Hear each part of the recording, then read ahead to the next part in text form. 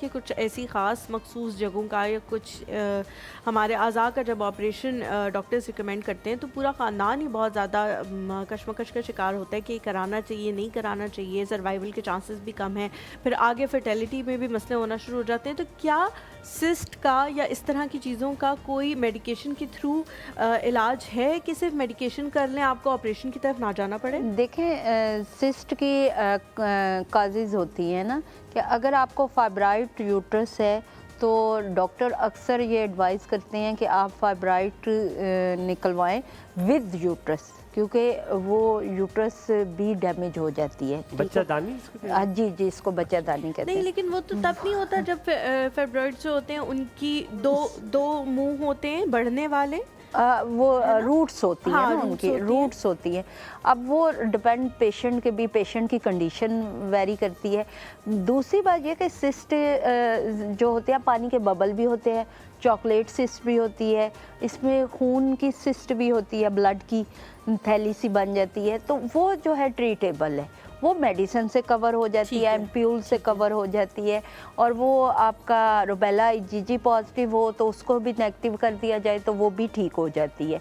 लेकिन अगर उसका साइज़ बहुत ज़्यादा, जैसे आप बात कर रहे थे कि भी इंक्रीज़ हो जाए, बड़ा हो जाए, फिर ऐसी पोजीशन पैदा हो जाती है कि भी operate he last and final हल रह जाता है। हलीमा ने आपसे जब सवाल पूछा था तो सर्जरी का पूछा, उसके बगैर हो जाएगी। इसी से एक सवाल मैं रिलेट करना चाह रहा हूँ।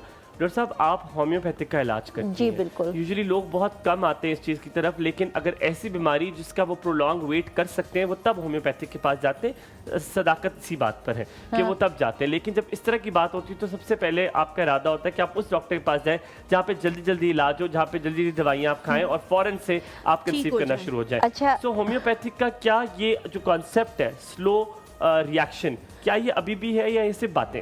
ये सिर्फ बातें हैं। अभी जो होम्यो का आप देखें तो हमारा जो ट्रीटमेंट है वो 6 से 8 हफ्ते का है, किसी भी चीज़ का, मतलब 1.5 से 2 महीने के अंदर। 1.5 से 2 महीने।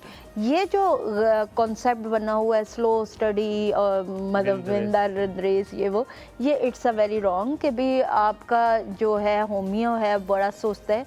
बिकॉज रीज़न ये है कि जेन्युइन मेडिकेशन यूज़ ही नहीं होती।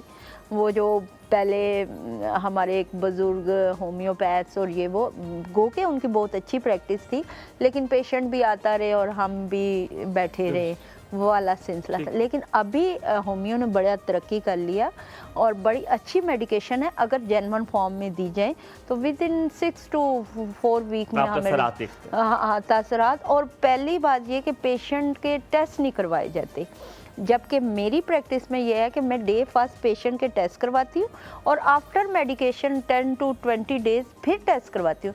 जिस मेडिसिन ने आपको अच्छा या बुरा असर करना होता है विद इन 1 वीक करती है, ये कंफर्म। डॉक्टर साहब, ये एक ऐसी फील्ड है जिसमें मौज़ात जो हैं वो इंसान रोज़ाना की बुनियाद पे देख रहा होता है कि आप लोग कभी हो सकता है किसी को कह के चले जाएं कि नहीं जी अब आप कंसीव नहीं कर पाएंगे, वो वही बंदा आपके पास कुछ ऐसे बात आए बिल्कुल ऐसा होता है। देखो, हमारी फैमिली में भी एक इस तरह की खातून जो है वो मौजूद है जिनकी ऑपरेट के बाद उन्होंने कहा जी अब आपको बच्चा नहीं हो सकता। उन्होंने फिर जब कंसीव किया वो उस डॉक्टर के पास गई कि आप तो कह रही थी मेरे तो टेस्ट पॉजिटिव आ रहे हैं, तो उन्होंने कहा जी ये मिरेकल बेबी है, ये अल्लाह ताला की तरफ से आपके लिए एक इनाम है।